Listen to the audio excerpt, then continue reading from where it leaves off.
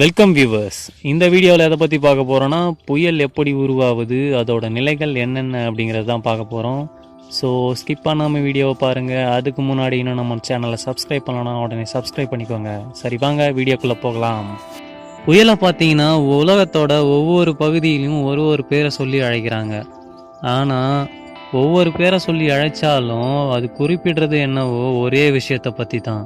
புயலோட நிலைகள் என்னென்ன, புயல் எப்படி உருவாகுது அப்படிங்கிறத பார்க்கறதுக்கு முன்னாடி புயல் அப்படின்னா என்னன்றதை நம்ம தெரிஞ்சுக்கணும்.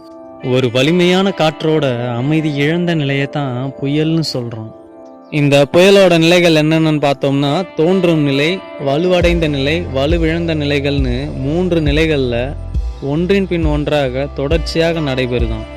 சரி, புயல் எப்படி உருவாகுது அப்படிங்கிறத பார்க்கலாமா? கடற்பரப்பில் 26 டிகிரி செல்சியஸ் அதிகமான வெப்பநிலை தொடர்ந்து நீடிக்கும் போது காற்று வேகமாக வெப்பமடையுது.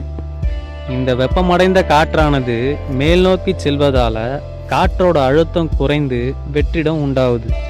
இந்த நிலையில காற்றின் அழுத்தம் அதிகமுள்ள பகுதியிலிருந்து வெற்றிடத்தை நோக்கி காற்று வீச ஆரம்பிக்குது.